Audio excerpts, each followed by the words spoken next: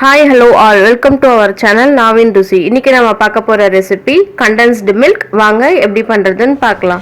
தேவையான பொருட்கள் 1 cup milk powder, 1/2 cup powdered sugar, 1 tablespoon நெய், 1/4 teaspoon baking soda, 1 tablespoon corn flour, கொஞ்சம் தண்ணி. வாங்க எப்படி பண்றது பார்க்கலாம். இப்போ நம்ம ஃபர்ஸ்ட் ஒரு பாத்திரத்துல 1 கப் வந்து பால் பவுடர், 1/2 கப் powdered sugar, இது வந்து நார்மல் சுகரை வந்து நான் மிக்ஸியில் பவுடர் பண்ணி வச்சுக்கிட்டேன்.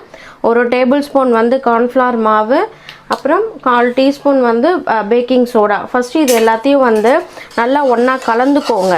ஃபஸ்ட்டு இது எல்லாத்தையும் ஒன்றா கலந்துக்கிட்டு அதுக்கப்புறம் எடுத்து வச்சுருக்க 1 டேபிள்ஸ்பூன் நெய்யை வந்து இதில் ஆட் பண்ணிக்கோங்க. நீங்கள் வந்து பட்டர் வச்சுருந்தா கூட இதில் ஆட் பண்ணிக்கலாம். இப்போது இது எல்லாத்தையும் நல்லா மிக்ஸ் பண்ணிக்கோங்க. மிக்ஸ் பண்ணிக்கிட்டு நம்ம வச்சுருக்கோம் இல்லையா தண்ணி, அதில் வந்து ஒரு 1/2 கப்பு நம்ம சுகர் அளந்தோம் இல்லையா, அந்த கப்பில் 1 கப் அளவு தண்ணி விட்டுக்கிறேன் நான். ஃபஸ்ட்டு தண்ணி விட்டு கெட்டி இல்லாமல் கலந்துக்கோங்க. இப்போ இதை நான் நல்லா கெட்டி இல்லாமல் கலந்துக்கிட்டேன். இதோட கன்சிஸ்டன்சி எப்படி இருக்குது பாருங்கள். போரிங் கன்சிஸ்டன்சியில் இருக்கணும். இது இங்கே பாருங்கள், இதுமா போரிங் கன்சிஸ்டன்சியில் இருக்கணும். ரொம்ப தண்ணியாகவும் கலந்துடாதீங்க, ரொம்ப கெட்டியாகவும் கலந்துடாதீங்க.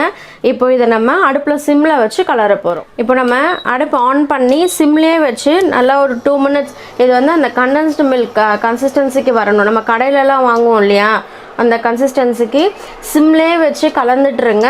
இது ஒரு 2 மினிட்ஸ் இது மாதிரி கலந்தால் போதும், அது வந்துடும். நான் உங்களுக்கு இது வந்ததுக்கப்புறம் காமிக்கிறேன். இங்கே பாருங்கள், நல்லா இந்த கன்சிஸ்டன்சிக்கு வந்துடுச்சு. உங்களுக்கு விடும்போதே தெரியும் நல்லா திக் கன்சிஸ்டன்சிக்கு. இந்த டைமில் வந்து ஸ்டவ்வை வந்து ஆஃப் பண்ணிக்கலாம்.